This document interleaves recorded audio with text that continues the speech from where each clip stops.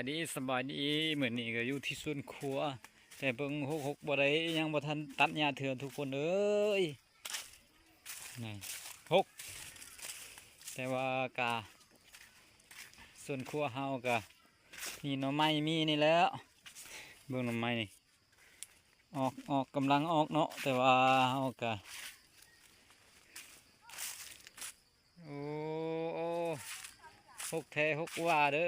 อทุกคนเอ้ยสวนครัวนี่เนาะ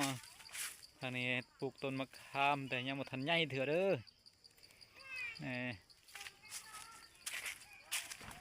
ได้ว่าได้บ่ได้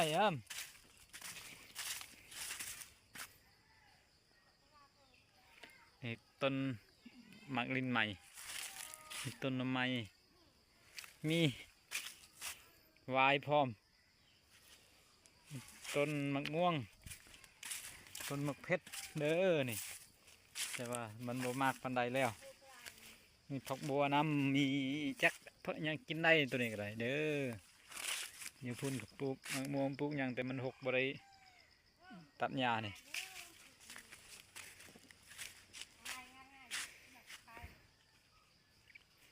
ในเขาเจ้าซอกเก็บมะเขือเด้อว่ามันบ่ได้เพียงพอปานใดน้ำเนาะทุกคนเนาะตอนนี้ก็มะม่วงก็เริ่มปลูกมะเพชรน้ำต้นนี้ก็เริ่มออกคือก้านต้นน้อยๆนี่ก็ได้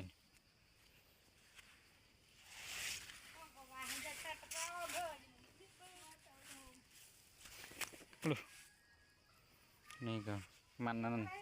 มันด่างอันนี้แหละจะมีวัวสีไข่นี่มะม่วง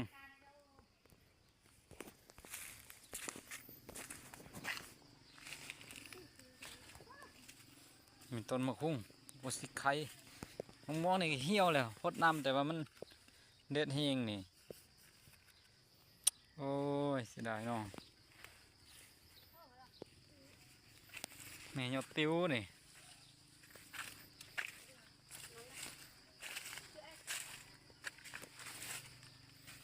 มะคุ้งเฮิมกึ่งตัวนี้อะไรเนี่ย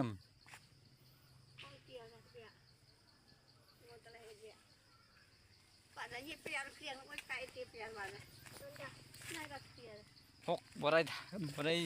ยังบ่ทันตัดหญ้าเถื่อเผ็ดนี่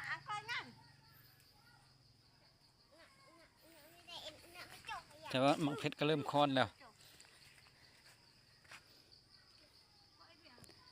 เดี๋ยวพุ่นแกมีแต่อันนั้นพวกมังเผ็ดพวกอันนั้นมัน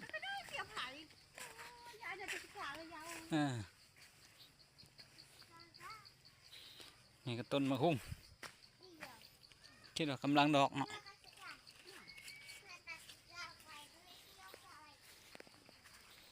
โอ้มังเผ็ดก็กำลังดอกเด้อทุกคนเอ้ย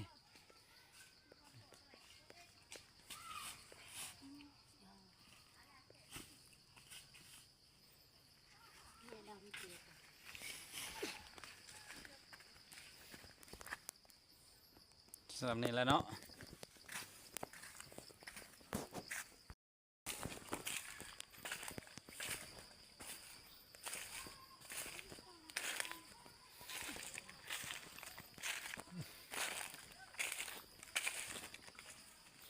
ตัวนี้ลำมะม่วงแต่ว่าต่อแล้วเด็กน้อยไปหักทิมนี่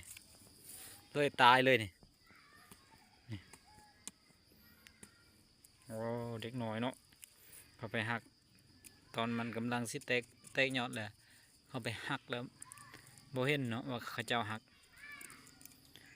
มันตายเลยนี่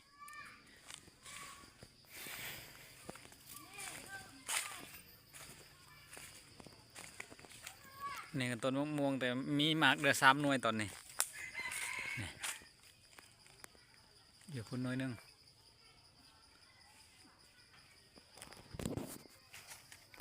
เดี๋ยวอร่อยมันซ่อนเนี่ยสบายดีนมสบายดีตาเอาเลย สบายดีสบายดี สบายดีสบายดี เดินไปchỗ này nhỉเดินบ่อย ฮะ เดินไปอินไปส่วน ก็เจอมัน เออ